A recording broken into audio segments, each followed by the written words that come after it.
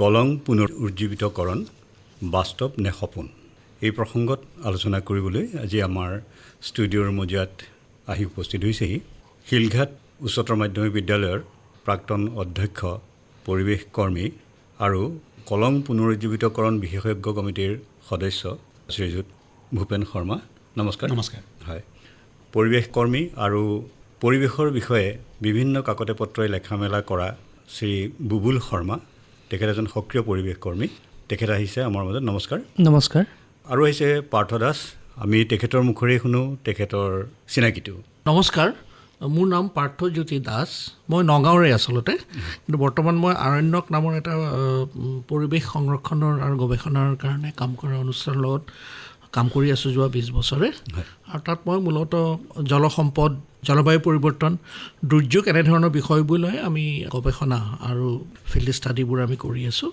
আৰু কলং সম্পৰ্কে যিখন আপুনি বিশেষজ্ঞ কমিটিৰ কথা কৈছিলে, য'ত আমাৰ ভূপেন শৰ্মা দেৱো আছিল, তাত ময়ো এজন সদস্য আছিলোঁ। আচ্ছা, তথাপিও মই আপোনাৰ আৰু দুটামান কথা, আপুনি এনভাইৰনমেণ্টেল মেট্ৰলজি বিষয়ত গুৱাহাটী বিশ্ববিদ্যালয়ৰ পৰিৱেশ বিজ্ঞান বিভাগৰ পৰা আপুনি এমফিল কৰিছিলে নহয় জানো? হয়, মই এনভাইৰনমেণ্টেল ক্লাইমেটলজিৰ এমফিল আৰু আপোনাৰ বানপানী আৰু জলবায়ু পৰিৱৰ্তন বিষয়ৰ PhD মই গুৱাহাটী বিশ্ববিদ্যালয়ৰ পৰিৱেশ বিজ্ঞান বিভাগত। আৰু বানপানীটো আপোনাৰ এটা বিষয়ে আছিলে নহয় জানো? আচ্ছা, ভাল লাগিছিল লগ পাই আটাইকেইগৰাকীক।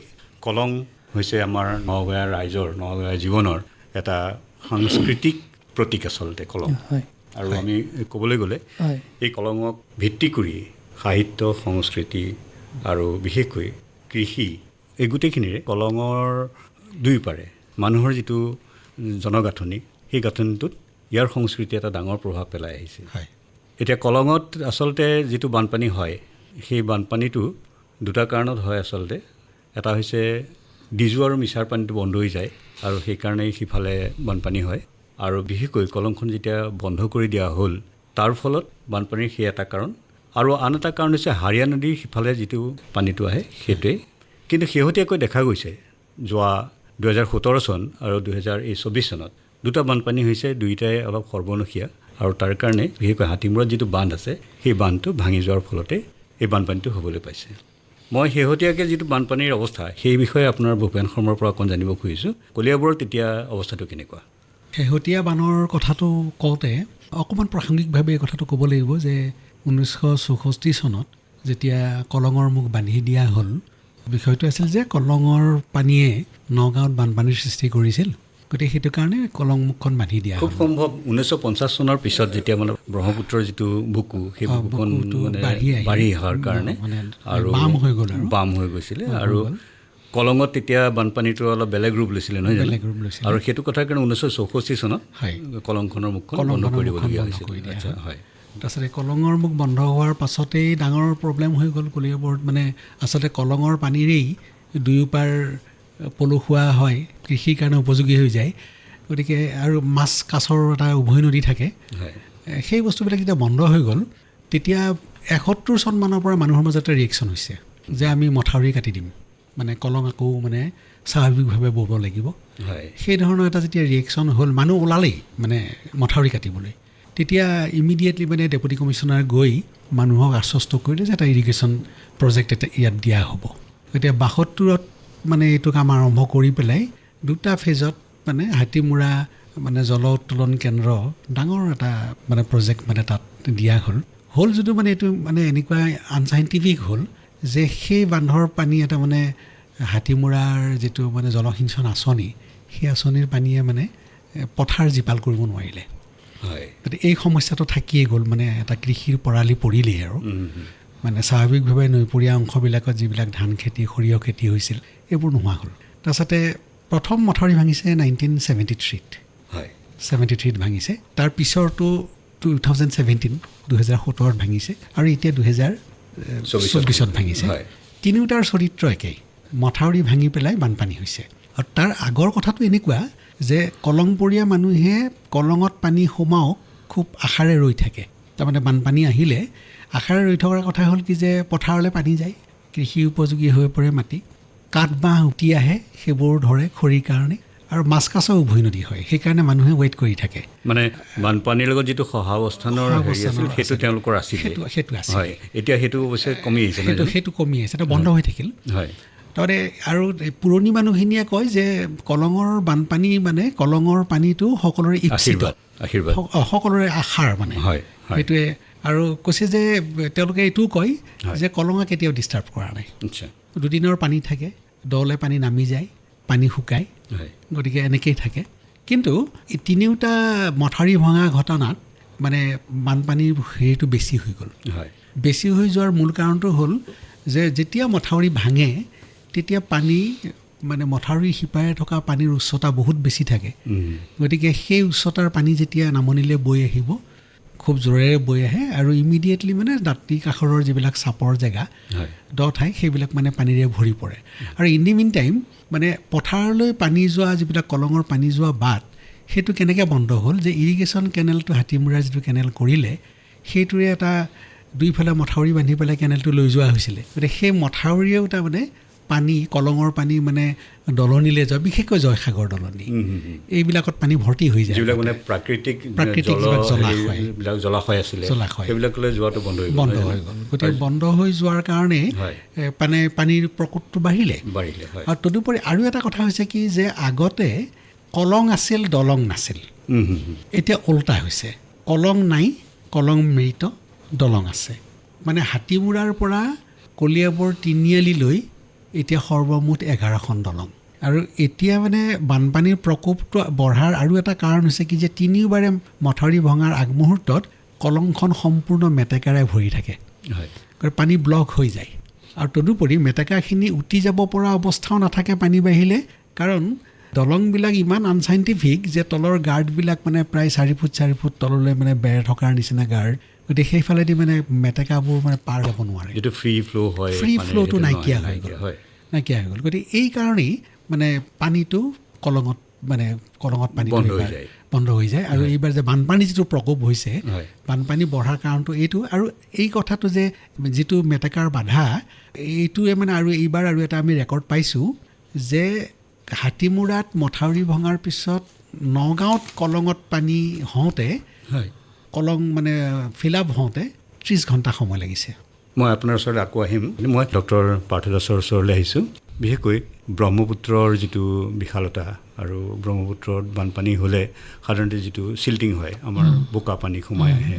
এতিয়া কথা হৈছে কি, আমাৰ যেতিয়া কলংখন বন্ধ হৈ আছিলে তেতিয়া সেই বোকা পানীবিলাক জমা হৈ আছিলে, আৰু যেতিয়া খুলি দিলে তেতিয়া কি হৈছে, আপোনাৰ খোলা মানে কি, এতিয়া যিটো তেওঁলোকে এখন চুইচ গেট দিলে, চুইচ গেটৰ পিছত সেইখন ভাঙি দিয়াৰ পিছত বোকা পানীটো সোমাই আহে নদীৰ পৰা, ব্ৰহ্মপুত্ৰ নদীৰ পৰা যিটো পানী, বোকা পানী সোমাই আহিব বা চিল্টিং হ'ব, সেইটোৱে কলংখন খুলি দিয়াৰ পিছত কেনেকুৱা ধৰণৰ অপকাৰ কৰিব পাৰে। আপুনি ইতিমধ্যে বিভিন্ন ধৰণৰ নদী বান্ধ বা হেৰিৰ ওপৰত আপুনি কাম কৰি আহিছে, তো এই কথাটোৱে কিবা সমস্যাৰ সৃষ্টি কৰিব পাৰে নেকি নদীখন খুলি দিয়াৰ পিছত? যিহেতু ৰাইজৰ মানে এটা ডাঙৰ আশা যে নদীখন খুলি দিব লাগে, আৰু আমিও বিচাৰোঁ যে মৰা সুঁতি এটা পুনৰুজ্জীৱন হওক, ৰাইজৰ যিটো কলংপাৰৰ যিটো সাংস্কৃতিক জীৱন সেইটো পুনৰ জীপাল হৈ উঠক। এই ক্ষেত্ৰত বাৰু আপোনাৰ মতামত কি? এইটো থোৰতে ক'বলৈ গ'লে এফালে একাংশ ৰাইজৰ আশা, আন একাংশ ৰাইজৰ আশংকা, এই দুটাৰ এটা ধামখুমীয়া। এতিয়া এইটো যিটো আমাৰ ভূপেন শৰ্মাদেৱে ক'লে যে আমাৰ 60ৰ দশকৰ আৰম্ভণিতে 63-64 চনত নদীখন বান্ধি দিয়া হৈছিল। কিয় বান্ধিল? কিয়নো তাৰ আগতে 58, 59, 60, 4টামান পানী, ডাঙৰ বানপানী, আৰু বিশেষকৈ 62 চনৰ খুবেই ডাঙৰ বানপানীয়ে নগাঁও চহৰত বহুত ঠাইত বানপানী হৈছিল। আৰু সেই সময়ৰ নগাঁৱৰ মানুহে, নগাঁৱত যিহেতু সেই সময়ত সামাজিক ৰাজনৈতিক শিক্ষাগতভাৱে প্ৰাধান্য পোৱা মানুহ বেছি আছিল, আনকি বিভিন্ন দলৰ ৰাজনৈতিক নেতা বা সামাজিক নেতা যিসকল ইণ্টেলেকচুৱেল, বুদ্ধিজীৱী, বিদ্বৎ সমাজ, তেওঁলোকে সকলোৱে ধৰি ল'লে যে কলংখনেই যতকোটৰ ঘাই, কলঙেৰে পানী আহিলেহে ইয়াত পানী হয়, বানপানী হয়, গতিকে কলঙেৰে পানী আহিব দিব নালাগে বানপানী বন্ধ কৰিবলৈ। গতিকে তেনেকুৱা ধৰণৰ দাবী আৰু ৰাজনৈতিকভাৱে উঠিলে সেই সময়ত দাবী। গতিকে চৰকাৰে সেই দাবীৰ প্ৰতি সঁহাৰি জনায়। সেই সময়ত যিটো আমাৰ ভাৰত চৰকাৰৰ ইৰিগেশ্যন ডিপাৰ্টমেণ্ট আছিল, তেওঁলোকে যথেষ্ট নামী দামী ইঞ্জিনিয়াৰ পঠায়, তেওঁলোকে সেই বিষয়ে পৰ্যবেক্ষণ কৰি ছাৰ্ভে কৰি কলঙৰ মুখখন বান্ধি দিলে, তাৰ লগতে এটা লিফ্ট ইৰিগেশ্যন প্ৰকল্প, সেই প্ৰকল্পৰ লগত জড়িত যিখিনি পুৰণা ইঞ্জিনিয়াৰ আছে, কিছু এতিয়াও জীৱিত আছে, তেওঁলোকে এতিয়াও গৌৰৱ কৰে যে আমি এছিয়াৰ আটাইতকৈ মানে ওখ লিফ্ট ইৰিগেশ্যন আমি মানে প্ৰজেক্টটো কৰিলোঁ। সেইটো সেই সময়ত খুব ডাঙৰ প্ৰজেক্ট, আৰু সেই সময়ত অসম চৰকাৰ ভাৰত চৰকাৰৰ ছাকচেছ ষ্টৰীভাৱে ধৰা হৈছিল, কিয়নো আৰম্ভণিতে ইৰিগেশ্যনে কাম কৰিছিল। গতিকে ৰাইজে ডাবল বেনিফিট পাইছিল। এফালে এটা সকাহ পাইছিল যে কলংখন বন্ধ কৰিলোঁ আৰু বানপানীৰ আৰু কোনোদিনে আমাৰ জীৱনত নহ'ব, আৰু দ্বিতীয় কথা হ'ল যে আমি এতিয়া কিছু আমি বেনিফিট পাইছোঁ ইৰিগেশ্যনত। তাৰপিছত লাহে লাহে লক্ষ্য কৰা হ'ল যে ইৰিগেশ্যন স্কিমৰ যিটো এফিচিয়েঞ্চি সেইটো লাহে লাহে কমি গ'ল বিভিন্ন কাৰণত। আৰু বানপানী নোহোৱাৰ কাৰণে মানে স্থানীয় ৰাইজে বুজিলে দেই, মই কৈছোঁ কলিয়াবৰ চামগুৰি পুৰণিগুদামৰ ৰাইজে বুজিলে যে বানপানী নোহোৱাৰ কাৰণে নদীখন মাৰি দিয়াৰ কাৰণে লাহে লাহে লাহে যিটো আমি কওঁ যে ইক'লজিকেল ডিগ্ৰেডেশ্যন, পাৰিৱেশিক এটা অৱনমন আৰম্ভ হ'ল। আৰু সেইটো অনুভৱ কৰিবলৈ কিন্তু সকলোৱে নোৱাৰে অনুভৱ কৰিবলৈ। নগাঁও চহৰৰ ৰাইজ ব্যৰ্থ হ'ল অনুভৱ কৰাত, কিন্তু কলিয়াবৰীয়া ৰাইজ তেওঁলোকে ঠিকেই বুজিলে, আৰু বুজিলে যে কলংখন মাৰি পেলাই ভুল কাম কৰা হ'ল। সেই তেতিয়াৰ পৰাই শৰ্মাই কোৱাৰ নিচিনা এইটো ৰিয়েলাইজেশ্যন হ'ল যে সেই সময়ত আমি ভুল কৰিলোঁ। কিন্তু কলিয়াবৰীয়া ৰাইজে আৰম্ভণিতেই প্ৰতিবাদ কৰিছিল। মই কওঁ যে সাক্ষাৎকাৰ লোৱাৰ সুযোগ পাইছিলোঁ স্বৰ্গীয় অতুল গোস্বামীদেৱৰ, সেই সময়ৰ এসময়ৰ MLA তাৰে। তেখেত খুব ডাঙৰ নেতা আছিল আৰু যথেষ্ট ছ'চিয়েল এক্টিভিষ্ট, অত্যন্ত মানুহ আছিল। মই জীৱনত নাপাহৰোঁ তেখেতক। মই 3 দিনমান গৈছোঁ, এদিনত তেওঁৰ শাৰীৰিক অৱস্থা বেয়া। 2006 চনত মই তেওঁ ইণ্টাৰভিউ কৰিছিলোঁ। তেখেত একদম আগ্ৰহী আছিলে। এইটো লৈ পেলাই সেই সময়ত নগাঁৱৰ প্ৰশাসনৰ লগত তেখেতৰ বিভিন্ন ধৰণৰ বাকবিতণ্ডাও হৈছে, কিন্তু তেওঁ স্পষ্টকৈ কৈছিল যে মানে আৰু বেলেগ বেলেগ আমি ইণ্টাৰভিউটো পাইছোঁ যে কলিয়াবৰৰ ৰাইজে প্ৰথম অনুভৱ কৰিছে যে এইটো ভুল হ'ল, কলিয়াবৰৰ ৰাইজে প্ৰথম প্ৰতিবাদ কৰিছে। কিন্তু নগাঁৱৰ মানুহৰ যিটো ভয় আছিল সেইটো ভয় আজিলৈকে আছে।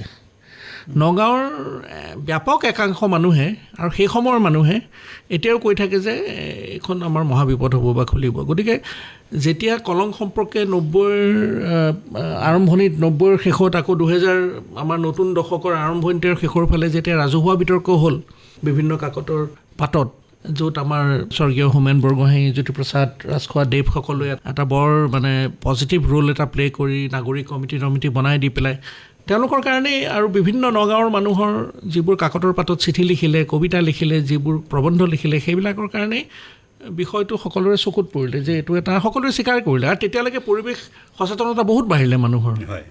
আজিৰ পৰা ধৰক মই যোৱা 10-15 বছৰৰ কথা কৈছোঁ।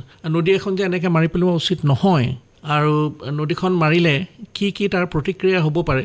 আপুনি কেৱল সাংস্কৃতিক কথাটো খুবেই ভালকৈ কৈছে, কিন্তু সাংস্কৃতিক বাদ দিলেও আৰ্থিক আৰু বিশেষকৈ কৃষিৰ ক্ষেত্ৰত যিটো তাৰ মানে যিটো বিৰূপ প্ৰভাৱ পৰিছে, সেইটো আপুনি সেই সময়তে স্থানীয় ৰাইজেতো গমেই পায়। আৰু পিছত যিখিনি মানুহে অলপ সৰু সুৰাকৈ গৱেষণা কৰিছে তেওঁলোকৰ লিখা মেলাটো ওলাই পৰিছে।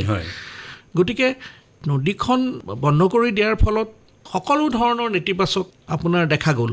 খালি কিছু অংশ মানুহে ভাবিলে যে যি হওক আমি বানপানীৰ পৰা বাচিলোঁ। তাৰপিছত কিন্তু আমি সৰু থকাৰ পৰাই পিছলৈকে আমি জানো যে প্ৰত্যেকবাৰ বাৰিষাত খুব এটা উদ্বিগ্নতাৰ সৃষ্টি হয় আৰু উৰা বাতৰি ওলায় যে হাতীমূৰাৰ বান্ধ ভাঙিব। 73 চনত ভাঙোতেতো মই একেবাৰে সৰু, মোৰ মনত নাই, কিন্তু আমি স্কুলত থকাৰ পৰা, কলেজত থকাৰ পৰা পিছলৈকে বহুবাৰ এনেকুৱা ৰিউমাৰ ওলাইছে হাতীমূৰা বান্ধটো ভাঙে। তাৰমানে সেই আশংকাটো থাকি গৈছে। গতিকে এফালৰ পৰা চাবলৈ গ'লে আপোনাৰ সেইটো বান্ধি কি লাভ হ'ল, আপোনাৰ ইৰিগেশ্যন নচলিলে। এতিয়া আগতে কলঙৰ পানী স্বাভাৱিকভাৱে পাইছিল, বানপানীয়ে মাটি উৰ্বৰ কৰিছিল, এতিয়া সেইটোও নাপায় আৰু আপোনাৰ জলসিঞ্চনৰ বেনিফিটো নাপায়। গতিকে আপোনাৰ ডাবল বেনিফিটৰ পৰা এইটো ডাবল লছ হ'ল সকলো ফালৰ পৰা। এই কথাখিনি যেতিয়া মানুহে আটাই বুজিলে, গতিকে দাবীটো খুব জোৰদাৰ হৈ উঠিল। গতিকে এইটো এতিয়া যে বানপানীৰ কথাটো যে আপুনি যিটো প্ৰশ্ন মোক সুধিছে, এইটো মই সেইখিনি মই অকণমান কৈ ল'লোঁ মোৰ মনত থকা কথাটো। যেতিয়া নদীখন মানে আপোনাৰ বান্ধি দিয়া নাছিল তেতিয়া কি আছিল, ই এটা খুঁটি আছিল। কলংখন ব্ৰহ্মপুত্ৰৰ পৰা ওলাই আকৌ কাজিলিংখন ব্ৰহ্মপুত্ৰতে পৰিছে। কলং একমাত্ৰ খুঁটি নহয়, ব্ৰহ্মপুত্ৰৰ বহুত ঠাইত নিজৰ খুঁটি সৃষ্টি কৰিছে। আৰু এই খুঁটিবোৰৰ নিজস্ব উপযোগিতা আছে। এই প্ৰকৃতিত এইবোৰ এনেই সৃষ্টি হোৱা নাই, কাৰণ ব্ৰহ্মপুত্ৰৰ এটা বিশাল জলৰাশি সি এটা বা দুটা জলপথেৰে বোৱাই নিব নোৱাৰে, সেইকাৰণে বিভিন্ন ঠাইত খুঁটিৰ সৃষ্টি কৰে। গতিকে এইটো তাৰ মানে যিটো আমি কওঁ যে তাৰ ফ্ল' ডিষ্ট্ৰিবিউশ্যন বা ৱাটাৰ ডিষ্ট্ৰিবিউশ্যনৰ এটা মেকানিজিম নদীখনে নিজে সৃষ্টি কৰি লৈছে আৰু তাৰ লগতে তাৰ যেতিয়া পানী আহিব, যেতিয়া উফন্দি উঠিব, যেতিয়া কমিব, সেই যিটো হাইড্ৰলজিকেল চাইকেল তাৰ লগতে তাৰ পাৰৰ যিটো পৰিৱেশ তন্ত্ৰ ইক'লজি সেইটো উত্থান পতন ঘটে বা সেইটো তাৰ লগতে খাপ খাই তেনেকৈ কৃষি কাৰ্যও তাৰ লগতে স্থানীয় ৰাইজে বিশেষকৈ মৎস্যজীৱীসকলে সেই সকলোবোৰ এটা ৰিডম বা এটা টিউনত চলি আছিল যে বন্ধ কৰি দিলে। এনেকুৱা কোনো জীৱনৰ মানে হেৰি নাই কলংপৰীয়া মানুহৰ কলিয়াবৰৰ পৰা আৰম্ভ কৰি নগাঁওলৈকে মানে ৰহালৈকে অন্তত যে যিটো তেওঁলোকৰ জীৱনৰ কোনো মানে এটা দিশেই মানে বাচি থকা নাই, আটাইবিলাকেই হেৰি মানে মানে এইটো এটা হৈছে। মই বুবুল শৰ্মাৰ ওচৰলৈ আপোনাক মই এটা কথা সুধিব খুজিছোঁ যে কলংখন যে বন্ধ হৈ গ'ল, এই বন্ধ হৈ যোৱাৰ ফলত যিটো আমি কওঁ যে পৰিৱেশ তন্ত্ৰত প্ৰভাৱ পৰিছে বা জৈৱ বৈচিত্ৰ্যত এটা প্ৰভাৱ পৰিছে, এইটো কেনেকুৱা ধৰণে আপুনি অনুভৱ কৰে বাৰু? আপুনি নিজে পৰিৱেশ কৰ্মী, আপুনি বহুত মানে পৰিৱেশ সম্পৰ্কে লেখা মেলাও কৰি আছে, এই প্ৰসংগত অকণ কওকচোন। মানে হৈছে কি, আজিৰ তাৰিখত যদি আপুনি দেশবাসীক যদি সোধে মানে কলঙৰ দৰে নদীৰ কথা, সকলোৱে এটা কথা ক'ব যে আমি এখন জল নিৰাপদ অসম বা জল নিৰাপদ এখন ভাৰতবৰ্ষ বিচাৰোঁ। আচলতে চাওক, আপুনি প্ৰাণী আমি জানো যে প্ৰকৃতিৰ মহত্তম অৱদান, আৰু যদিও পৃথিৱীৰ তৃতীয়াংশ পানীৰে আৱৰা, কিন্তু আমি চিন্তা কৰিব লাগিব যে আমি তাৰ কিন্তু 2.7% পানীহে আচলতে আমাৰ কাৰণে উপযোগী, আৰু তাৰে সেই 2.7% যি পানী, যিটো মানে ধৰক আপোনাৰ নিমখীয়া পানী নহয়, সেই পানীটোৰ 2.7%ৰ 74%তকৈ বেছি পানী কিন্তু আপোনাৰ মেৰু অঞ্চলত বৰফ হৈ আবদ্ধ হৈ আছে, আৰু সেই 2.7% পানীৰে কিন্তু 74%তকৈ বেছি আমি কৃষিত আপোনাৰ ব্যৱহাৰ কৰি আছোঁ। গতিকে পানীটো সেই দিশৰ পৰা কিমান এটা গুৰুত্বপূৰ্ণ কথা ইয়াত নতুনকৈ ক'বলগীয়া নাই। আৰু দ্বিতীয় কথা এটা, আপুনি যদি চাই যে যিটো জল প্ৰদূষণৰ, আজি কলংখন যেনেকৈ বন্ধ কৰাৰ ফলত যিটো জল প্ৰদূষণৰ সৃষ্টি হৈছে, তালৈ যদি চাই আপুনি যে দেখিব যে পৃথিৱীত এনেকুৱা হৈছে, এই যিবিলাক নদী বন্ধ হৈ গৈছে বা যিবিলাক নদী জলৰ প্ৰদূষণৰ চিকাৰ হৈছে, তেওঁলোকে পৃথিৱীত বাস কৰা 5 বছৰ তলৰ শিশুৰ প্ৰধান হত্যাকাৰী হিচাপে চিহ্নিত হৈছে। এইটো মই কোৱা কথা নহয়, এইটো স্বাস্থ্য বিজ্ঞানে কোৱা কথা। আজি আপোনাৰ কলংখন আপোনাৰ বন্ধা হৈ গ'ল বুলি আমাৰ মানে দেৱকান্ত বৰুৱাৰ পৰা নৱকান্ত বৰুৱা, মহিম বৰুৱাৰ পৰা হোমেন বৰগোহাঁই ছাৰলৈকে তেওঁলোকে এইটো ধৰণেই আক্ষেপ কৰিছিল যে কলং বন্ধা হৈ গ'ল। আৰু বন্ধা হৈ যোৱাৰ লগে লগে কি দেখা গ'ল যে নৈপৰীয়া যিটো অৰ্থনীতি, কৃষি আৰু মৎস্য অৰ্থনীতি, দুটাৰ ওপৰতে নৈপৰীয়া অৰ্থনীতিটো নিৰ্ভৰ কৰে। আপুনি যদি মোমাই তামুলী বৰবৰুৱাৰ পৰা মানে সৌসিদনালৈকে যদি চাই, কলঙৰ যিটো অৱবাহিকা অঞ্চল প্ৰায় 5,000 কিলোমিটাৰৰ ওপৰত আছে, এই অৱবাহিকা অঞ্চলৰ মূল যিটো অৰ্থনীতি, এইটো কৃষি আৰু মৎস্যৰ ওপৰত নিৰ্ভৰ কৰে। আৰু কলঙত বান্ধ দিয়াৰ লগে লগে সেই দুইটা অৰ্থনীতি সম্পূৰ্ণ আপোনাৰ বন্ধ হৈ পৰিলে, স্থবিৰ হৈ পৰিলে।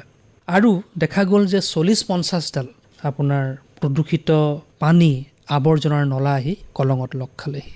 আৰু আপুনি কোৱাৰ দৰে মহিম বৰা ছাৰে এইটো লিখিয়ে দিলে যে এখন নদীৰ মৃত্যু। আনকি অসমৰ এজন প্ৰাক্তন মন্ত্ৰী দেৱেন বৰাইও কৈছিলে যে কলঙে কান্দে বুলি।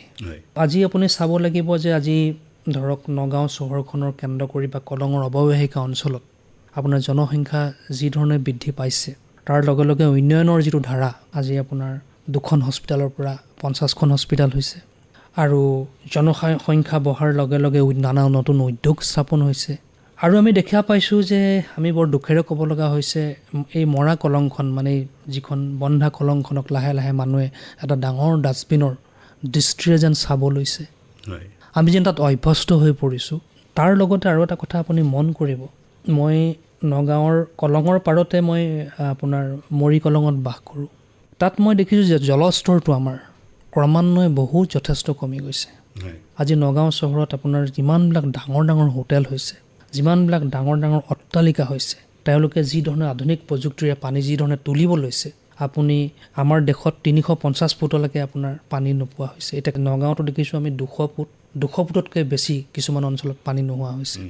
আৰু মানুহে সেই কথাবিলাক বুজিব লাগিব যে কলঙৰ কাষত থকা মানুহবিলাকে অন্ততঃ সেই সমস্যাটোৰ এতিয়ালৈকে সন্মুখীন হোৱা নাই। আজি আপুনি চাহাৰা অঞ্চলত যাওক, ৰাজস্থান অঞ্চলত যাওক, তেওঁলোকে নদী নাই বুলি অহংকাৰ কৰিব পাৰে জানো? নদী নাই শব্দটো তেওঁলোকৰ কাৰণে এটা বহুত ডাঙৰ বিষৰ সৃষ্টি কৰিছে। দাৰিদ্ৰতাৰ পৰা ধৰি জলবায়ু পৰিৱৰ্তনৰ উষ্ণতাৰ এটা ভয়ানক কাৰণ হৈ পৰিছে, যাত নদী নাই। অৰ্থাৎ থকা নদীখন আমি মানে জনসংখ্যা বৃদ্ধি, আমাৰ নগাঁও চহৰ জনসংখ্যা বৃদ্ধি পোৱাৰ লগে লগে আপোনাৰ কলঙৰ পানীৰ স্তৰটো কমি গৈছে আৰু অন্য হাতেদি কি হৈছে যে বিভিন্ন ঠাইৰ পৰা মানুহে জাবৰ জোঁথৰবিলাক আহি পেলাই ইয়াতে কলঙতে পেলাই এটা প্ৰদূষণৰ সৃষ্টি হৈছে। মই আপোনাৰ ওচৰলৈ আকৌ আহিম। মই ভূপেন শৰ্মা, মই আপোনাৰ ওচৰলৈ আহিছোঁ পুনৰ। আচলতে কি হৈছে যে কলংখন বন্ধ হৈ থকাৰ ফলত যিবিলাক আমাৰ কলঙৰ বুকুখন ইমান দিনে বাম হৈ গৈছে, আৰু বাম হোৱাৰ ফলত কি হৈছে, পানীৰ ফ্ল'টো বন্ধ হৈছে। আপুনি অলপ আগতে ক'লে যে তাত দলঙো হৈছে। এতিয়া এই যে যিবিলাক ঠাইত বাম হ'ল, সেই বাম ঠাইবিলাকত যদি কলংখন আমি বাঢ়িবলৈ দিওঁ, পুনৰ জলস্তৰে গোটেই সমগ্ৰ অঞ্চলবিলাক বুৰাই নেপেলাবনে বাৰু যদি খুলি দিয়া যায়? নিশ্চয় পেলাব। আমি যেতিয়া কলং পুনৰুজ্জীৱনৰ কাৰণে যিটো চৰকাৰী আঁচনি, সেই আঁচনিৰ সভা সমিতিবিলাক যেতিয়া আমি কৰিছিলোঁ, তেতিয়া এই কথাবিলাক আলোচনা হৈছিল। সেইকাৰণেই যিটো আমাৰ কলঙৰ যিটো পুনৰুজ্জীৱনৰ যিটো প্ৰজেক্ট, সেই প্ৰজেক্টটোত এইটো 2017 চনত আছিলে প্ৰজেক্টটো, নহয় জানো? আৰু এইখনৰ যিটো চেয়াৰমেন আছিল তেওঁ ডক্টৰ চন্দন মহন্ত, তাৰ এটা প্ৰতিবেদনো আছে, গুৱাহাটী IIT চন্দন মহন্ত। তাত মানে আমি পাৰ্থজ্যোতি দাস তেখেতো আছিল, সেই কমিটিটোতে আমি আছিলোঁ। নগাঁৱৰে মুকুল শইকীয়া ছাৰ আছিলে, আৰু ডিপাৰ্টমেণ্টেল তেওঁলোকৰ বহুখিনি অফিচাৰ আছিল। তাত এই বিষয়বিলাক চাই মানে ইয়াত টোটেল 8টা কম্পনেণ্টত মানে প্ৰজেক্টটো আগবাঢ়িব বুলি কৈছিল। যেনে এটা হ'ল অবিৰল ধাৰা। অবিৰল ধাৰাত মানে এইটো কথাও কোৱা হৈছিল যে কলংখন যদিও ছিজনেল, মানে খৰালি কালত মানে বেদৰ লগত সম্পৰ্ক নথকা হৈ যায়। কলং বেদটো ওপৰত আছে গুৱাহাটী, এই আমাৰ ব্ৰহ্মপুত্ৰ বেদতকৈ। তথাপিও মানে লিফ্ট ইৰিগেশ্যন কৰি হ'লেও মানে অন্ততঃ 80 কিউমেক পানী খৰালিও বোৱাব। সেইকাৰণে এটা অবিৰল ধাৰা বুলি এটা নাম দিয়া হৈছিল। ইয়াত দুটা বিকল্প আছে। এটা হৈছে আপোনাৰ পোনপটীয়াকৈ মানে নদীলৈ পানীটো কলঙলৈ পানীটো লৈ অহা, যিটো চুইচ গেট কৰিব, আৰু আনটো হৈছে আপোনাৰ ইৰিগেশ্যনৰ থ্ৰুৱেদি। গতিকে পিছত গৈ এইটো স্লুইচ গেটৰ এইটো আহিলে, আৰু যেতিয়া অবিৰল ধাৰাৰ পিছত নিৰ্মল ধাৰাৰ কথা আহিলে, যিটো নিৰ্মল ধাৰাত মানে এই কথাবিলাক সামৰা হ'ল যে নদী পানী মানে পৰিষ্কাৰ হ'ব লাগিব। যিবিলাক চিৱেজৰ কথা আমাৰ শৰ্মাই এতিয়া ক'লে যে যথেষ্ট আৱৰ্জনা পৰে, ঘৰুৱা আৱৰ্জনা, ইণ্ডাষ্ট্ৰিয়েল আৱৰ্জনা, ৱাষ্ট বা কমাৰ্চিয়েল এৰিয়াবিলাকৰ। আমাৰ এতিয়া জখলাবন্ধা এলেকাৰ বজাৰ এলেকাৰ যিখন কলং অত্যন্ত লেতেৰা। বজাৰৰ সকলোবিলাক আৱৰ্জনা একেবাৰে আপোনাৰ মানে কুকুৰা চুকুৰা যিবিলাক কাটে তাৰ অৱশিষ্টৰ পৰা আদি কৰি পিঁয়াজৰ বাকলিলৈকে চব পৰে তাত। গতিকে অত্যন্ত পলিউটেড। তেতিয়া এই কথাবিলাক আহিল যে কলংখন মানে ৱাটাৰ ৰিচোৰ্চৰ ফালৰ পৰাই এই কথাবিলাক কোৱা হৈছিল যে বৰ্তমান কলংখন বাম হৈ গৈছে, আৰু আজিৰ সময়ত কমেও 6 ফুট কলংখন খান্দিব পাৰি। গতিকে 6 ফুট যদি কলংখন খান্দি, আৰু এইটো কথাও আছিল যে যিটো মানে গ্ৰেভিটি ফ্ল' বুলি কয়, আমাৰ হাইড্ৰলজিত কথা এটা আছে, জলস্তৰৰ এটা যিটো মানে বুৱতী পানীৰ যিটো স্বাভাৱিক যিটো মানে বৈ থকা ঘটনা, সেই গ্ৰেভিটি ফ্ল'টো অক্ষুণ্ণ ৰাখিবৰ কাৰণে ব্ৰহ্মপুত্ৰৰ যিটো লোৱাৰ লেভেল আছে ৱাটাৰৰ, সেই পৰ্যন্ত মানে কলংখন খান্দি মানে বুৱতী কৰি ৰাখিব। আৰু তেতিয়া যদি দকৈ যদি খান্দি দিয়া হয়, আৰু যদি তাত য'ত যি প্ৰটেকশ্যন লাগে, ক'ৰবাত যদি ইৰোশ্যন হ'ব খোজে, সেইবিলাক যদি প্ৰটেকশ্যন দি দিয়া হয়, তেতিয়াহ'লে ইয়াৰ মানে কলংখনৰ মানে বহন ক্ষমতাটো বাঢ়িব, আৰু তেতিয়া মানে ফটককৈ মানে বানপানী কৰি দিয়াৰ যিটো ছিটুৱেশ্যন, সেই বস্তুটো নাথাকিব। এই কথাখিনি মানে আলোচনা হৈছিল। আৰু প্ৰসংগত এইটো কথা কওঁ যে যি 8টা পাৰপাছ লৈ পেলাই কলং প্ৰজেক্ট কৰা হৈছিল, তাৰে অবিৰল ধাৰা মানে গোটেই বছৰ বোৱাই ৰখা, নিৰ্মল ধাৰা পৰিষ্কাৰ পানী থাকিব লাগিব, এটা আছিলে ছাষ্টেইনেবল এগ্ৰিকালচাৰ, অৰ্থাৎ দুয়ো পাৰত পূৰ্বাপৰ যিবিলাক কৃষি চলি আছিল, সেই কৃষিটোৱেই মানে অৰ্গেনিক ধৰণে কৃষি কাৰ্য কৰা। কাৰণ নদীখন যদি বৈ যাবলৈ হয়, তেতিয়া সময় সলনি হৈছে। গতিকে নদীখন বৈ যাবলৈ হ'লে কৃষিজীৱী মানুহে কৃষি কৰিবলৈ ওলাব, আৰু যদি তাত যদি কেমিকেল ফাৰ্টিলাইজাৰ যদি ইউজ কৰে, আকৌ বায়'ডাইভাৰ্চিটিত এফেক্ট হ'ব। গতিকে সেইটো যাতে নহয়, সেইটোৰ কাৰণে এটা ছাষ্টেইনেবল এগ্ৰিকালচাৰৰ কথা এটা কৈছিল। আৰু এই শৰ্মাই যিটো কথা কৈছে যে ৱাটাৰ লেভেলটো মানে তললৈ নামি গৈছে, আমাৰ এই কলঙৰ যিটো প্ৰজেক্ট, আমাৰ যিটো এক্সপাৰ্ট কমিটিৰ যিটো ৰিপৰ্ট, সেই ৰিপৰ্টত এই কম্পনেণ্টটো আছে যে যাতে কলঙৰ পানী যাতে হাইড্ৰলজিকেল যিটো ছেফগাৰ্ডিঙৰ কথা কৈছে, যাতে বহু তলৰ পৰা পানী তোলা কাৰবাৰটো যাতে নকৰে, যিটোৱে নেকি মানে কলঙৰ পানী আকৌ শুকুৱাই দিব পাৰে। সেই ধৰণৰ মানে হাইড্ৰলজিকেল ছেফগাৰ্ড মানে তলৰ পানীৰ যিটো ভূজলৰ যিটো মানে সুৰক্ষা সেই সুৰক্ষাৰ কথাও মানে এই কলং প্ৰজেক্টৰ লগত যুক্ত হৈ আছে হয় এইটো কথা আৰু এটা আছিলে basin protection against disaster basin প্ৰটেকশ্যনৰ কথা আছিল বেচিন প্ৰটেকশ্যনটোত মানে সেই বেচিন প্ৰটেকশ্যনৰ কথাটোত মানে এনেকুৱা আছিল যদি ইৰোশ্যনটো ৰোধ কৰা আৰু যদি হিলি এৰিয়া যদি আমাৰ ক'ৰবাত আছে হিলি এৰিয়াৰ পৰা যদি লেণ্ডশ্লাইড হৈ পেলাই যাতে নদী বন্ধ নকৰে হয় সেই পৰ্যন্ত মানে আমাৰ প্ৰটেকশ্যনৰ কথাটো প্ৰজেক্টটোৰ লগত মানে সংলগ্ন হৈ আছিল হয় হয় সেইটো এটা আছে তাৰপিছতে দুৰ্যোগৰ পৰা অৱবাহিকাৰ সুৰক্ষা হয় খহনীয়া যাতে নহয় এইটো কথা আছে আৰু ৰিভাৰ হেজাৰ্ডছ কলংখন খুলিলে খেতি কৰিবলৈ লোৱাৰ লগে লগে তাৰমানে কৃষিভূমিবিলাকত কিবা ক্ষতি হ'ব নেকি যদি কৃষিভূমি যদি মানে বালি পৰি যায় কি কৰা হ'ব তাৰ প্ৰটেকশ্যনৰ কথা চিন্তা কৰিব লাগিব বা কোনোবা কৃষিভূমিত পানী সোমাই গ'ল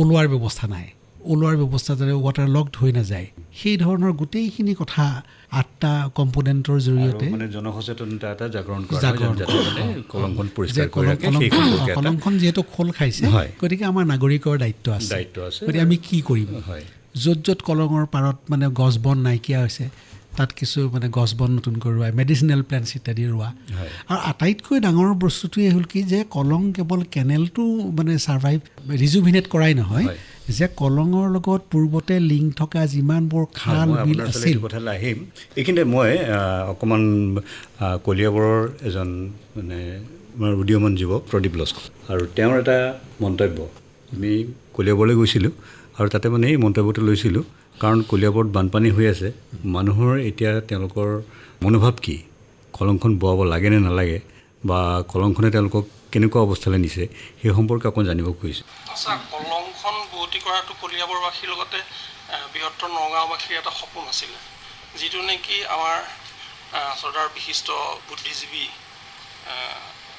হোমেন বৰগোহাঁইদেৱৰ লিখনিত প্ৰকাশ পাইছে আৰু হোমেন বৰগোহাঁইদেৱে ৰাইজক জাগৰণ কৰিবৰ কাৰণে বহু কথা লিখিছিলে আৰু সেইটোৰ আলম লৈ নগাঁৱৰ বিশিষ্ট ব্যক্তিসকল কলিয়াবৰ আমিও তাৰ অংশীদাৰ আছিলোঁ সেইসকলে লগি এটা প্ৰস্তুতি চলাইছিলে সেই প্ৰস্তুতিটোত পৰ্যায়ক্ৰমে আহি এইটো পৰ্যায় পালেহি সেই সময়তে আপোনাৰ 2016 চনত আমাৰ স্থানীয় বিধায়ক কেশৱ মহন্ত ডাঙৰীয়া জনসম্পদ মন্ত্ৰী হ'ল তেখেতৰ তৎপৰতাতেই গোটেই কামখিনি হৈছিলে কিন্তু পৰৱৰ্তী পৰ্যায়ত আমি যি ধৰণে আশা কৰিছিলোঁ আমিও ভাবিছিলোঁ সকলোৱে ভাবিছিলে যে একদম উন্নত পদ্ধতিৰে এটা হাইড্ৰলিক ছিষ্টেমত এখন স্লুইচ গেট থাকিব যদি জোৰ দি মানে কলংখনৰ পানী নিয়মিতভাৱে প্ৰবাহিত হৈ থাকিব আজি আপুনি চাওক কলংখন বোৱতী কৰিব হ'লে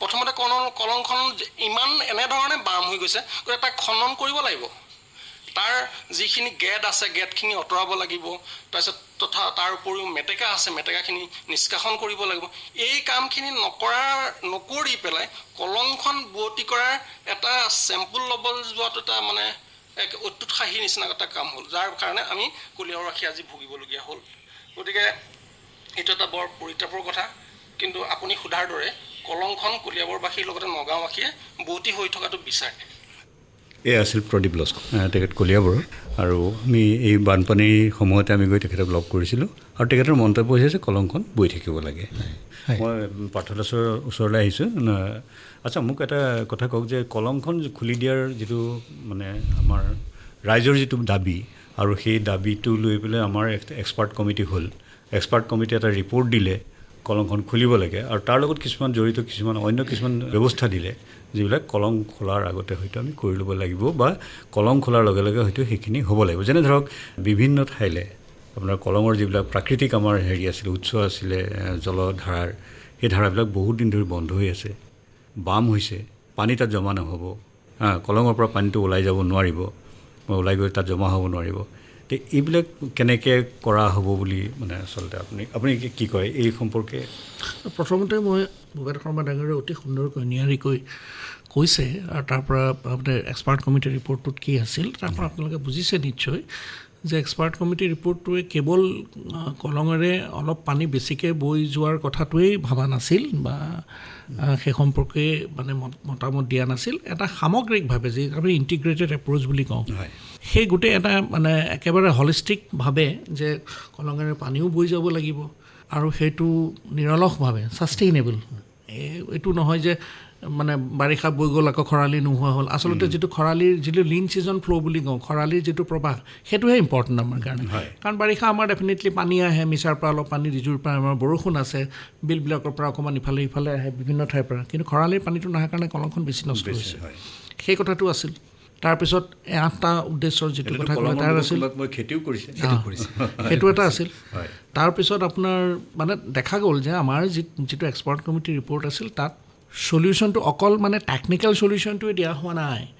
তাৰ বাবে কলংখন বন্ধ কৰি দিয়াৰ ফলত যিবোৰ বিৰূপ প্ৰভাৱ পৰিলে মানুহৰ জীৱন জীৱিকাৰ ওপৰত, সেইটোৰো এক ধৰণৰ এটা সমাধান দিয়া হৈছে। যেনেকৈ ছাষ্টেইনেবল এগ্ৰিকালচাৰৰ কথা কোৱা হৈছে, মানে অকল এইটো কৰিলে নহ'ব, টুৰিজিমৰ কথাটো আছিলে তাত, যে মানে সেই সময়ৰ আমাৰ যিজন জলসম্পদ মন্ত্ৰী আছিল তেখেতে আমাক খুব উৎসাহেৰে মাতি নি দেখুৱাইছিল যে কলিয়াবৰ কোনটো অংশত নাও চলাব পাৰিব। নগাঁৱত সেই সময়ত তেওঁলোকে ভাবিছিল, মানে কথা পাতিছিল, আমাৰতো বহুত মিটিং হৈছিল, মিটিঙত নগাঁৱত ক'ত আমি ৰিভাৰ ফ্ৰণ্ট বিউটিফিকেশ্যন কৰি ক'ত নাও চলাব পৰা যাব, ক'ত মানুহ আহিব, নগাঁৱৰ মানুহে বহুত আহিব, তেনেধৰণৰ কথা পৰ্যন্ত গৈছিল।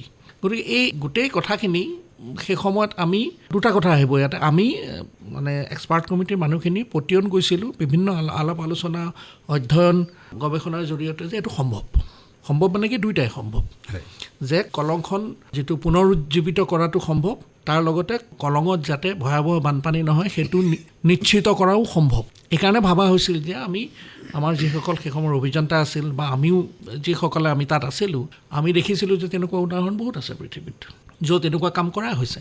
আৰু তেতিয়ালৈকে আমি 17 চনলৈকে প্ৰযুক্তিগতভাৱে চমৎকাৰ উন্নয়ন হৈছে গোটেই পৃথিৱীত, আৰু এনেকুৱা ধৰণৰ প্ৰযুক্তি বা এনেকুৱা ধৰণৰ ৰিভাৰ ইঞ্জিনিয়াৰিঙৰ ছাকচেছ ষ্টৰী আহি গৈছে, য'ত এইটো আৰু আজিৰ পৰা 20-25 বছৰ আগতে কোনোবাই হয়তো অসম্ভৱ বুলি ভাবিছিল, কিন্তু আমি সেই সময়ত অসম্ভৱ বুলি ভবা নাছিলোঁ। আৰু যিসকল আমাৰ লগত একেবাৰে কাৰিকৰীভাৱে দক্ষ, একেবাৰে চিভিল ইঞ্জিনিয়াৰৰ পৰা আৰম্ভ কৰি যিসকল আছে, আৰু তেওঁলোকেও এইটো অসম্ভৱ বুলি ভবা নাছিল। গতিকে আমাৰ যিবিলাক পাব্লিক হিয়াৰিং হৈছিল, পুৰণিগুদাম, চামগুৰি, নগাঁও, ৰহা, তাত সেই ৰিপৰ্টবোৰ যদি চাই, আমি আটাইবিলাকতে আছিলোঁ, তাত দেখিব যে মানুহে বেছিভাগেই উৎসাহেৰে কলংখনক খুলি দিয়াৰ কথা সমৰ্থন কৰিছে, কিন্তু তাৰ লগতে ৱৰ্ড অফ কচন অকণমান সাৱধানো হ'বলৈ কৈছে, যাতে বহুত পানী সোমাই আহি যাতে বানপানীটোৰ সেই প্ৰশ্ন কিন্তু কৰিছে ৰাইজে যে এনেকুৱা হ'ব নেকি আগৰ নিচিনা, এবাৰ বা দুবাৰহে হৈছে, সেই সময়ত 17 চনৰ পানীটো হোৱা নাছিল, গম পাইছে, তাৰ আগতে আমাৰ পাব্লিক হিয়াৰিংবোৰ হৈ গ'ল, পানী পিছত হৈছে। আমি ড্ৰাফ্ট ৰিপৰ্ট দিয়াৰ পিছতে 17 চনত মাথাউৰি ভাঙিছে। গতিকে সেই সময়ত আমি সকলোৱে মানে কৈছিলোঁ, গভীৰ আত্মপ্ৰত্যয়েৰে কৈছিলোঁ যে এইটো প্ৰপাৰ যদি আপুনি প্ৰযুক্তিগত মানে ভাৱে যিখিনি নতুন টেকন'লজি, ইন'ভেটিভ টেকন'লজি আনিব লাগে, সেইখিনি যদি টকা পইচাৰ ফালৰ পৰা যদি ইনভেষ্টমেণ্ট কৰা হয়, আমেৰিকান বুলি নহয়, আপোনাৰ খুব ভাল উদাহৰণ নেদাৰলেণ্ডছত আছে, ভাল উদাহৰণ ডেনমাৰ্কত আছে। ৰিপৰ্টত আপোনাৰ এটা কথা আছিলে যে ইউএছৰ এজন মানুহৰ কথা কোৱা হৈছে তাতে, ইউএছতো বহুত উদাহৰণ আছে। গতিকে সেইটো সেই সময়ত চাৰিওফালৰ পৰা আমি সম্ভাৱনা দেখিছিলোঁ, সেইকাৰণে সেইটো আমি তেনেকৈ গোটেই ৰিজলিউশ্যনটো হৈছিল, তাৰ ভিত্তিতে এটা ভাল ৰিপৰ্ট হৈছিল। এতিয়া অলপ অলপতো আশংকা পৃথিৱীত চবতেই থাকে, নহয় জানো? সেই আশংকাটো আছিল, কিন্তু আশংকাটো মানে বিৰুদ্ধে যুক্তিও বহুত আছিল যে এইটো আৰু আজিকালি বহুত ভাল চলিউশ্যন ওলাইছে, চিন্তা কৰিব নালাগে, এইটো নহ'ব। কিন্তু বাস্তৱত তাৰপিছতে আপোনাৰ 17 চনৰ সেইটো মাথাউৰিটো ভাঙিলে, যিটো বহুত ডাঙৰ ঘটনা একো নহয়, কাৰণ ব্ৰহ্মপুত্ৰৰ পানী বাঢ়িছে, সেই সময়ৰ মাথাউৰিটোৰ অৱস্থা অলৰেডি ভাল নাছিল, গতিকে ভাঙিছে। সেই সময়ত মানুহে অকণমান বেলেগ ধৰণে ল'লে, কাৰণ তাৰ আগে আগে আমি ড্ৰাফ্ট ৰিপৰ্টটো দিছিলোঁ, গতিকে চৰ্চাত আছিল কলঙৰ কথাটো। সেই সময়তে যেতিয়া ভাঙি গ'ল, সেই সময়তো এনেকুৱা কথা ওলাইছে যে আপোনালোকে দেখোন কলংখন বোৱাই দিব খুজিছে, এতিয়া দেখোন কলংখন ভাঙি পেলালে। তো কিছুদিনৰ কাৰণে খুব এটা নেতিবাচক কথা বতৰা চলিলে, গণমাধ্যমত চলিলে, মানুহৰ মাজত চলিলে। 17 চনত কাৰ আটাইতকৈ বেছি প্ৰভাৱ পৰিল? কলিয়াবৰৰ পৰা চামগুৰিলৈকে সেইখিনি মানুহে মই যিমান দূৰ জানো কোনোদিনে ক'তো দাবী কৰা নাই যে আপোনালোকে কলংখন খুলি নিদিব, কি কৰিব, বেলেগ ঠাইৰ পৰা আহিছে। মই এইকাৰণে কৈছোঁ যে 22 চনত চামগুৰি কলেজত আমি এখন ৱৰ্কশ্বপ কৰিছিলোঁ কলঙৰ ওপৰত, আৰু 23 চনত মোৰ এজন ছাত্ৰই কলিয়াবৰৰ পৰা কৰণীটোৰলৈকে 21খন গাঁৱত এটা ইণ্টাৰভিউ কৰিছিল। সেই দুইটা অভিজ্ঞতাৰ পৰা আমি ক'ব পাৰোঁ যে বেছিভাগ মানুহে একদম বয়সস্থ মানুহৰ পৰা ডেকা ল'ৰা ছোৱালীলৈকে আটাইবিলাকে ঘটনাটোৰ তাৎপৰ্যটো বুজি পেলাই তেওঁলোকে মানে কৈছে যে এইটো বিজ্ঞান মনস্কভাৱে কৰিলে কোনো অসুবিধা নাই, মানে মানুহে আগৰ নিচিনা নুবুজাকৈ থকা নাই আৰু যে কলংখন ঘূৰাই লাগে মানুহক, কিন্তু একে সময়তে বানপানী তেওঁলোকে বিশ্বাস কৰে যে বানপানী নোহোৱাৰ নিশ্চয়তা দিব পাৰি। আৰু তাৰ লগতে আৰু এটা কথা এইটো বেছি যে সৰু সুৰা বানপানীলে মানুহে ভয় নকৰে, তাৰ লগত তেওঁলোকে কোপ বা এডাপ্ট কৰিব পৰা ব্যৱস্থা আগতেও আছিল, এতিয়াও আছে। বহুত ডাঙৰ ধৰি লওক মাথাউৰিটো ভাঙি পেলাই কিবা হ'লে ডাঙৰকৈ বানপানী হ'ব, এবাৰ যিটো হ'ল। কিন্তু তথাপিও আপুনি চাব, মই আপোনাক মানে নিশ্চয়তা দিছোঁ, এই বানপানী হৈ যোৱাৰ পিছতো আপুনি উজনিৰ যিখিনি মানুহ সেইখিনিৰ কিন্তু যিটো মনোভাৱ সেইটো ফটকৈ বানপানীটোৰ কাৰণে সলনি হৈ নাযায় তাৰমানে, কিয়নো তেওঁলোকে শুকান কলংখন বা যিখন বোলে বন্ধা কলং বুলি কৈছে সেইখিনিৰ যিটো অপকাৰিতা সেইখিনিও তেওঁলোকে পাইছে। আৰু বাকী মই বাৰু মানে মই কালচাৰেল কথাবিলাকলৈ নাযাওঁ, কাৰণ সেইটো এটা খুব গুৰুত্বপূৰ্ণ, কিন্তু কিছু মানুহে তুচ্ছ তাচ্ছিল্যই কৰিছে, আৱেগিক হোৱা বুলি কৈছে, গতিকে মই সেইবিলাকলৈ নাযাওঁ। কিন্তু বাস্তৱিক কাৰণত যিখিনি মানুহে বানপানীত চাফাই কৰিছে সেইখিনি মানুহে কিন্তু বহুত বেছি বেলেগ ধৰণৰ কথা কোৱা নাই। আৰু এতিয়াও মানুহক মই ভাবোঁ আমি সেই নিশ্চয়তাটো দিব লাগে যে প্ৰযুক্তিগত কাৰণতে এইটো সম্ভৱ। মই বুবুল শৰ্মাৰ ওচৰলৈ আহিছোঁ। কলঙৰ দুই পাৰে কিছুমান প্ৰাকৃতিক জলাশয় আছিলে, আৰু এই জলাশয়বিলাক বৰ্তমান কলংখন বন্ধ হৈ থকাৰ কাৰণে ইয়াত কিছুমান বেদখল হৈছে, আৰু সি আমাৰ বায়'ডাইভাৰ্চিটি অলপ প্ৰভাৱ পেলাইছে। এই সম্পৰ্কে আপুনি কি কয়? কলঙক কেন্দ্ৰ কৰি আচলতে কলঙৰ যিটো পানীৰ ভয়াৱহতা হৈছে মথাউৰিটো ভঙাৰ ফলত, আচলতে কলঙৰ কাষে পাশে আপুনি যদি চাবলৈ যায় প্ৰায় 300ৰ ওপৰত জলাশয়, বিল আছে, বৃহৎ বিল। আচলতে সেই কলঙৰ পানীখিনি সদায় সেই বিললৈ অহা যোৱা কৰে। সেই বিলবিলাক কিন্তু আমি মানুহেই আচলতে দখল কৰিছোঁ। সেই বিললৈ জলাশয়লৈ যোৱাৰ ৰাস্তাবিলাক আমি বন্ধ কৰিছোঁ। যদিহে আচলতে সেই জলাশয় বিলবিলাক যদি জীৱিত অৱস্থাত থাকে বা তাক যদি জীৱিতকৰণ কৰা হয়, তাৰ পৰা দুই ধৰণৰ লাভ হোৱাৰ আমি আশা দেখিছোঁ। এটা হৈছে যে মৎস্য উৎপাদনত নগাঁৱৰ যিটো নাম আছিলে আপোনাৰ নগাঁৱৰ মৰিগাঁৱৰ, এই নগাঁৱৰ নামটো পুনৰ মই ভাবোঁ যে মৎস্য উৎপাদনত এটা ওপৰলৈ অহাৰ এটা বাট আছে। আৰু দ্বিতীয়তে সেই জলাশয় বিলবিলাকৰ জৰিয়তে আমি খুব সহজেৰে আমাৰ পথাৰলৈ আমি পানী বোৱাই নিব পাৰোঁ। আৰু এটা মানে যিটো মাইগ্ৰেটৰী বাৰ্ডৰ যিটো হেৰি আছে, হয় নহয়, আমাৰ বিভিন্ন জলাশয়লৈ বিভিন্ন সময়ত মানে আমাৰ বেলেগ ঋতুত বাহিৰৰ পৰা কিছুমান চৰাই আহিছে, সেইটো এটা মানে পৰ্যটকৰ কাৰণে এটা আকৰ্ষণীয় হেৰি হ'ব পাৰে। নিশ্চয়। আপুনি চাওক যে আপুনি এটা কথা আমি কোনো পধ্যেই নুই কৰিব নোৱাৰোঁ যে মানৱ সভ্যতাটো আপোনাৰ নদী কেন্দ্ৰিকেই বহু পৰিমাণে।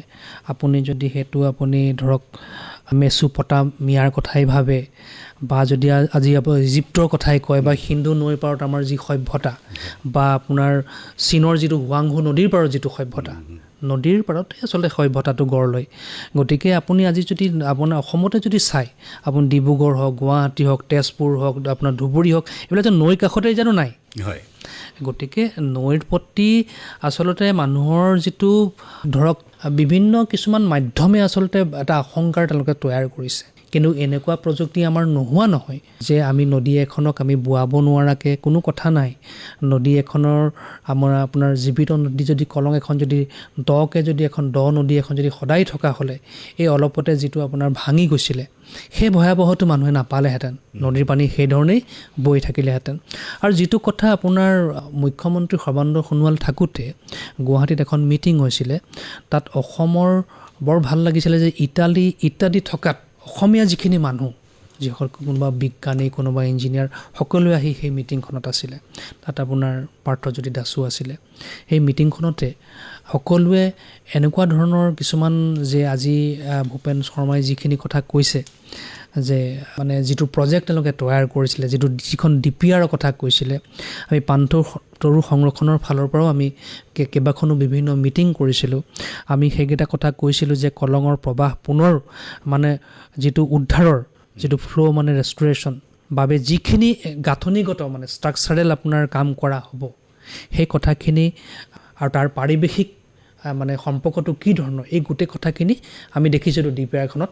আমি পৰামৰ্শও দিছিলোঁ, ময়ে নহয় নগাঁৱৰ বহুত মানুহে দিছিলে, সেইবিলাক কথা তাত সোমোৱাইছিলে। তদুপৰি যে প্ৰদূষণ প্ৰশমনৰ কথা কোৱা হৈছে, গোটা আৱৰ্জনা নিষ্কাশন, কলঙৰ বেদখল মুক্তকৰণ, আৰু কলঙত যি দ আৱবাহিকা অঞ্চলত যিবিলাক মানুহ আছে হয় সেইবিলাক মানুহৰো আপোনাৰ তাৰ পৰা স্থানান্তৰকৰণ এই কথাবিলাক আচলতে গোটেই DPRখনত এই কথাবিলাকে ঠাই পাইছিলে কিন্তু আমি কি হৈছে কিছুমান মিডিয়া কিছুমান এনেকুৱা মাধ্যমৰ কিছুমান মানুহৰ যোগেদি আচলতে আশংকা এই কথাবিলাক আচল সত্যটো যে কলং এখন আমি অকল বুৱাব যে খোজা নাই তাৰ লগতে যে চৌদিশৰ নিৰাপত্তা দিশটো আৰ্থিক নিৰাপত্তা দিশটো জীৱন নিৰাপত্তা দিশটো যে জড়িত হৈ আছে সেই কথাবিলাক আচলতে মানে কোনোবাই যেন ঢাকি পেলাইছে মই আপোনাৰ ওচৰলৈ আহিছোঁ ভূপেন শৰ্মা প্ৰায় আমাৰ আলোচনা প্ৰায় শেষ কৰিব হৈছে আচলতে এতিয়া কলংখন বোৱাবলৈ হ'লে মোৰ এটা কথা হৈছে কি যিটো প্ৰচেষ্টা আৰু যিটো ৰিপৰ্ট আছিলে আপোনালোকৰ এক্সপাৰ্ট কমিটিৰ যিটো ৰিপৰ্ট আছিলে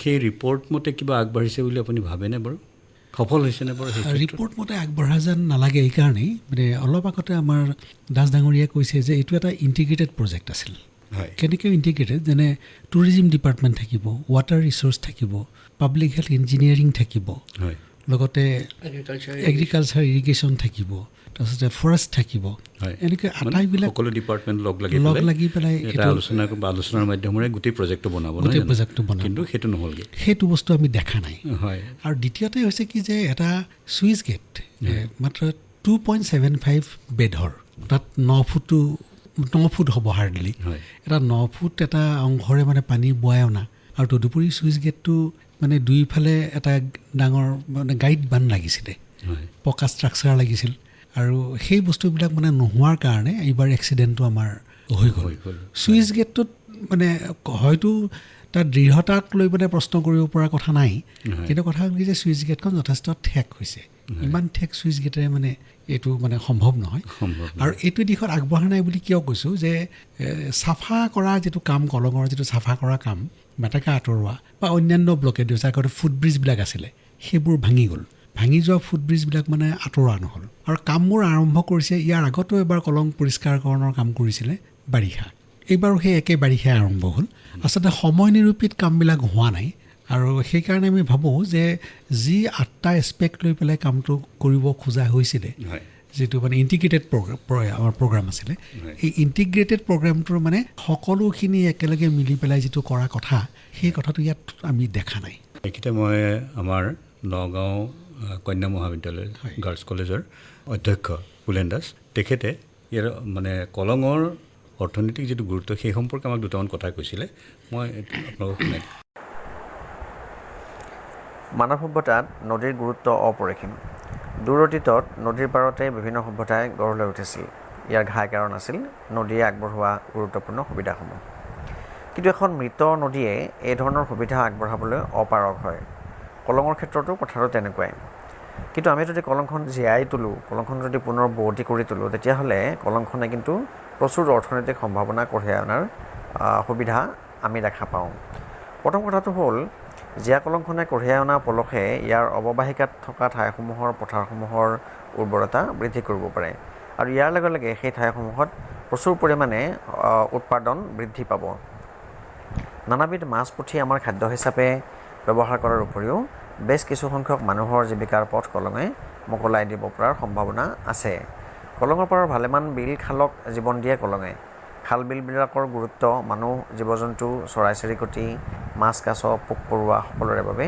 অপৰিসীম এই কথাবোৰৰ উপৰিও আমি যদি কলংখনক জীয়াই তোলোঁ তেতিয়াহ'লে জীয়া কলংখনক লৈ নগাঁও নগৰৰ আশে পাশে এক বৃহৎ পৰ্যটন উদ্যোগ গঢ়ি উঠিব পাৰে ডিফলৰ পৰা শেনচোৱালৈ কলংখনৰ এই চোৱাতেই যদি পৰিকল্পিতভাৱে নদী পৰ্যটন গঢ়ি তুলিব পৰা যায় তেতিয়াহ'লে ই নগাঁও জিলাৰ অৰ্থনৈতিক উন্নয়নত প্ৰচুৰ বৰঙণি আগবঢ়াব পাৰিব বুলি মই দৃঢ়ভাৱে বিশ্বাস কৰোঁ লগতে নগাঁও নগৰৰ নান্দনিক সৌন্দৰ্যও যথেষ্টখিনি বৃদ্ধি পাব নাও চলোৱা সাঁতোৰা বৰশী বোৱা ইত্যাদিৰ এটা সংহত বা ইণ্টিগ্ৰেটেড ব্যৱস্থাৰে পৰ্যটনক সমৃদ্ধিশালী কৰিব পৰাৰ সম্পূৰ্ণ সম্ভাৱনা আছে ইয়াৰ লগে লগে ফৰৱাৰ্ড আৰু বেকৱাৰ্ড লিংকেজেৰেও বৃহৎ সংখ্যক জীৱিকাৰ দুৱাৰ স্বতঃস্ফূৰ্তভাৱে খোল খাই যাব এইসমূহৰ উপৰিও অজস্ৰ পাৰিৱেশিক সুবিধা কলঙে আমাক আগবঢ়াই আহিছে এখন নদীক মৃত্যুদণ্ড দিয়াটো মানুহ হিচাপে নৈৰ প্ৰতি কৰা এক চৰম বিশ্বাসঘাতকতা গতিকে প্ৰচুৰ অৰ্থনৈতিক সম্ভাৱনা কঢ়িয়াই আনিব পৰাৰ পৰিপ্ৰেক্ষিতত আমি ব্যক্তিগতভাৱে কলং নদীখনক পুনৰ বোৱতী কৰাৰ পক্ষপাতী এই আছিল নগাঁও গাৰ্লছ কলেজৰ অধ্যক্ষ কুলেন দাসৰ মন্তব্য মই শেষত আপোনাৰ ওচৰলৈ আহিছোঁ পাৰ্থজ্যোতি দাস যে এই যে যিবিলাক পৰিকল্পনা আপোনালোকে কৰিলে এক্সপাৰ্ট কমিটিত যিটো পৰিকল্পনা আপোনালোকক দিয়া হ'ল সেইটো সফল হ'বলৈ হ'লে কি কৰিব লাগিব বুলি আপুনি ভাবে শেষত আপুনি কওকচোন এইটো বৰ্তমান যে বানপানীটো হোৱাৰ কাৰণেই এই প্ৰকল্পটো ব্যৰ্থ হোৱা বুলি ভাবিব নালাগে প্ৰকল্পটো ব্যৰ্থ হোৱা মানে ইয়াৰ যিটো অৱধাৰণা বা কনচেপ্ট সেইটো ব্যৰ্থ হোৱা নাই কনচেপ্ট ইজ ষ্টিল ভেলিড সেইটো ৰূপায়ণ কৰোঁতে হয়তো কিছু ভুল হৈছে যেনে 2-3টা কথা আহিব ইয়াত কেন্দ্ৰীয় চৰকাৰৰ যিটো সংস্থা ৱাপকছ water power and consultancy services government of India তেওঁলোকে ডিজাইন কৰিছে এই সমগ্ৰ প্ৰজেক্টটো হয় তেওঁলোকৰ ডিজাইনত কিবা দুখ ত্ৰুটি থাকি যাব পাৰে আমি নাজানো সেইটো এটা চাব লগা বিষয় আৰু যদি তেওঁলোকৰ ডিজাইনত কোনো ধৰণৰ ত্ৰুটি নাই তেতিয়াহ'লে সেই তেওঁলোকৰ ডিজাইনটো ৰূপায়ণ কৰোঁতে আমাৰ অভিযন্তাসকলে কিবা ভুল কৰিব পাৰে সেইটো এটা ভুলৰ উৎস হ'ব পাৰে আমি নাজানো সেইকাৰণে এইটো কিয় ঘটিল সেই বিষয়ে এটা টেকনিকেল ইনকুৱাৰী হ'ব লাগে মই ব্যক্তিগতভাৱে ভাবোঁ এইটো এইকাৰণেই হ'ব লাগে নট ফৰ ফল্ট ফাইণ্ডিং কোন দোষী আছে সেইটো পিছত আহিব কিয়নো ভুলটো হ'ল যাতে আমি এনে ভুল ভৱিষ্যতে নকৰোঁ সেইকাৰণে ইয়াৰ এটা টেকনিকেল ইনকুৱাৰী হ'ব লাগে এনেধৰণৰ কাম অসমত হোৱা নাই আগতে গতিকে প্ৰথমবাৰৰ বাবে হৈছে ক'ৰবাত আৰম্ভণিতে 1-2টা ভুল হ'ব পাৰে আৰু এবাৰ দুবাৰ ব্যৰ্থ মানে ভাঙিব পাৰে কিন্তু তাৰ অৰ্থ এইটো নহয় যে এইটো মানে গোটেই প্ৰকল্পটো ভৱিষ্যতেও বিফল হ'ব মই ভাবোঁ এই ভুলৰ পৰা শিকি পুনৰ দুগুণ উৎসাহেৰে কলঙৰ প্ৰজেক্টটো আৰু ভাল কাৰিকৰী ব্যৱস্থা লৈ আৰু মানে উন্নতমানৰ টেকন'লজি প্ৰয়োগ কৰি আৰু ভাল পাৰদৰ্শী ব্যক্তিৰ সহায় লৈ আৰু ভালকৈ এই প্ৰকল্পটো কৰিব লাগে গতিকে এইটো দুইটা কথা সম্ভৱ হ'ব আমাৰ মনত কলংখনো বৈ থাকিব ন্যূনতম পানীৰে সৈতে বৈ থাকিব কলঙৰ পাৰৰ পৰিৱেশ পৰিস্থিতি কৃষি মৎস্য আটাইবোৰ আগতকৈ জীপাল হ'ব আৰু তাৰ লগতে মাথাউৰি ভাঙি নাযাব আৰু মাথাউৰি ভাঙি বহুত ডাঙৰ বানপানী নহ'ব এই দুইটা কথা সম্ভৱ হোৱাৰ সম্পূৰ্ণ সম্ভাৱনা আছে গতিকে মই ভাবোঁ আমি আৰু ভালকৈহে কলঙৰ প্ৰকল্পটো আমি কৰিব লাগে ধন্যবাদ আকৌ বুবুল শৰ্মাৰ ওচৰলৈ আহিছোঁ বুবুল শৰ্মা তেখেতে শেষত আপুনি কি ক'ব খোজে মই ক'ব বিচাৰিম যে ছিংগাপুৰতো এখন নদী আছে ছিংগাপুৰৰ যিখন দীৰ্ঘতম নদী সেই নদীখনৰ নামটো আমাৰ কলঙৰ লগত প্ৰায় একে KALLANG আচ্ছা সেই নদীখন যি সময়ত খুব মানে প্ৰদূষণ কবলত পৰিছিলে তাৰ সেই আপোনাৰ তেতিয়া কিন্তু সেই কলংখন নদীখন বচাবৰ কাৰণে এখন আপোনাৰ এটা পাব্লিক ইউটিলিটিজ বৰ্ড এখন বনাই দিছিলে আৰু তেওঁলোকক কিন্তু কিছু নিৰ্দিষ্ট সময় দিছিলে তেওঁলোকক মানে 1970 চনৰ পৰা তেওঁলোকে কাম আৰম্ভ কৰিছিলে আৰু 2008 চনত সেই যিখন নদীৰ পানী মানুহে ব্যৱহাৰ কৰিব পৰা নাছিলে যিখিনি তাত লুণীয়া পানী সম্পূৰ্ণ সেইখিনি কৌশলে মানে আধুনিক কৌশল প্ৰয়োগ কৰি সেই পানী মানে আপোনাৰ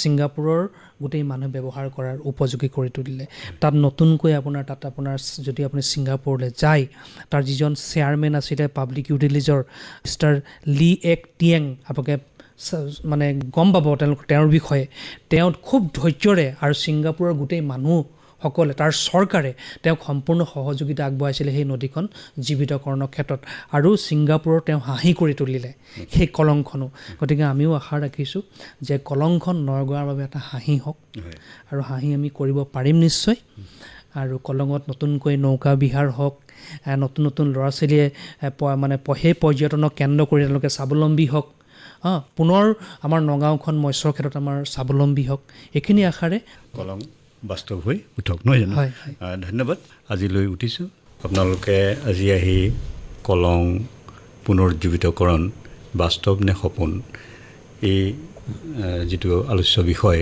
তাৰ ওপৰত আহি আপোনালোকে বক্তব্য ৰাখিলে তাৰ বাবে আপোনালোকক ধন্যবাদ